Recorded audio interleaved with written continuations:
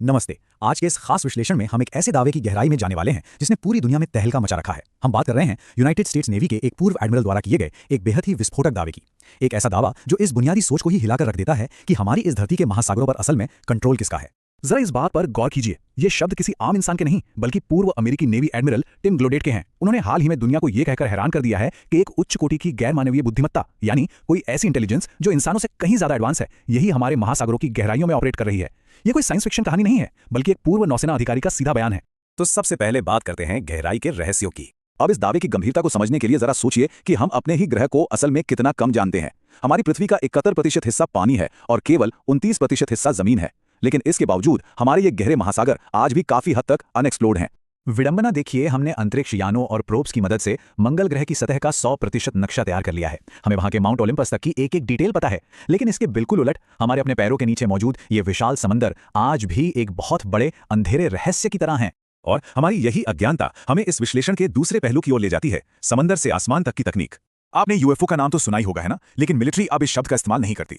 अब इसे कहा जाता है यूएपी, यानी अनआइडेंटिफाइड एनॉमलस फिनोमेना। आसान भाषा में समझें तो ये वो रहस्यमयी चीजें हैं जिन्हें किसी भी ज्ञात विमान या जहाज की कैटेगरी में नहीं रखा जा सकता। ये अचानक से कहीं से भी सामने आ जाती हैं और बिना किसी सुराग के गायब हो जाती हैं, और वो भी अक्सर इन्हीं विशाल महासागरों के आसपास। एडमिरल का डेटा जो बताता है वो सच में रोंगटे खड़े कर देने वाला है। इन यूएपीज में ऐसी क्षमताएं देखी गई हैं जो हमारे विज्ञान को ही चुनौती देती हैं। सोचिए, समंदर की गहरी खाई से निकलकर ये सीधे आसमान में पहुंच जाते हैं, वो भी पानी में बिना कोई हलचल या लहर पैदा किए। इनकी स्पीड अविश्वसनीय है और ये तकनीक अमेरिका, रूस या चीन की पहुंच से सदियों आगे लगती है। यहाँ एडमिरल गलुडेट एक बहुत ही दिलचस्प बात कहते हैं। उनका मानना है कि इन्हें एलियन कहना भी शायद गलत होगा, क्योंकि ईमानदारी से कहें तो हमें सच में नहीं पता कि ये आ कहां से रहे हैं, इनका असली सोर्स क्या है और इनके इरादे क्या हैं, ये कोई नहीं जानता। चलिए अब नजर डालते हैं सरकारी फाइलों और इनसे जुड़े मीडिया के दावों पर। जैसे ही ये खबरें बाहर आई, अमेरिकी मीडिया में तो मानो तूफान ही आ गया। एक बहुत ही हैरान करने वाला आंकड़ा है। यूएफओ फाइल्स जारी करने वाली एक सरकारी वेबसाइट को हाल ही में 1 बिलियन, जी हां 1 अरब से ज्यादा बार देखा गया है। बताया जाता है कि इसकी शुरुआत ट्रंप प्रशासन के दौरान हुई थी। आप समझ सकते हैं कि लोग इस टॉपिक को लेकर कितने ज्यादा उत्सुक हैं।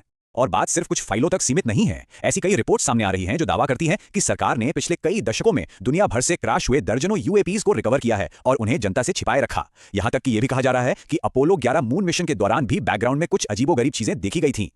और इस बीच अमेरिकी मीडिया का तो क्या ही कहना, वहां इस वक्त गजब की सनसनी मची हुई है। बिना किसी ठोस सबूत के 4 अलग अलग तरह के जीवों की अटकलें लगाई जा रही हैं। कोई समुद्र में रहने वाली प्रजातियों की बात कर रहा है तो कोई ग्रे एलियंस, कीड़ों जैसे जीवों या फिर रेप्टिलियंस की चर्चा कर रहा है। लेकिन रुकिए, यहीं से एक नया और बेहद अहम सवाल पैदा होता है। क्या यह वाकई कोई खुलासा है या फिर ध्यान भटकाने की चाल? जब इस तरह के साइंस फिक्शन जैसे दावे न्यूज में छाए हुए हैं तो कई भू राजनीतिक विश्लेषक एक बहुत ही लॉजिकल सवाल पूछ रहे हैं। दशकों तक हर चीज को टॉप सीक्रेट रखने के बाद अचानक से मिलिट्री और सरकार आज इसी वक्त इतनी सारी हैरान करने वाली जानकारी जनता के सामने क्यों आने दे रही है? टाइमिंग कुछ अजीब नहीं लग रही? इसे पॉलिटिकल डिस्ट्रैक्शन थ्योरी का नाम दिया जा रहा है। इस थ्योरी के मुताबिक यह अचानक आई ट्रांसपेरेंसी कोई इत्तेफाक नहीं है। ऐसा माना जा रहा है कि ईरान युद्ध के दौरान अमेरिका को जिस अप्रत्याशित सैन्य प्रतिरोध का सामना करना पड़ा है, ये सब उसी से देश की जनता का ध्यान हटाने का एक सोचा समझा तरीका हो सकता है, ताकि लोग रियल वर्ल्ड पॉलिटिक्स को भूलकर आसमान और समंदर में यूएफओ ढूंढने में लग जाएं। तो फिर हम किस नतीजे पर पहुंचते हैं? क्या है अंतिम सत्य? हम इस वक्त एक बहुत ही दिलचस्प दोराहे पर खड़े हैं। या तो सच में मानव जाति इस धरती की सबसे उन्नत प्रजाति नहीं है और हम अपने ही महासागरों को किसी बेहद एडवांस्ड नॉन ह्यूमन इंटेलिजेंस के साथ शेयर कर रहे हैं, या फिर हम दुनिया भर के मीडिया को मैनिपुलेट करने के एक मास्टर क्लास को अपनी आंखों के सामने देख रहे हैं, जिसका मकसद कुछ बड़ी भू राजनीतिक वास्तविकताओं को छिपाना है। एडमिरल गलाउडेट के दावे और जो डेटा वो पेश करते हैं वो निश्चित रूप से बहुत दमदार हैं। उसे सिरे से खारिज करना मुश्किल है, लेकिन इन सब के बाहर आने के समय को देखते हुए एक सवाल मन में रही जाता है, क्या हम मानव इतिहास की सबसे बड़ी खोज के गवाह बन रहे हैं या फिर ये अब तक का सबसे बड़ा भू राजनीतिक खेल है?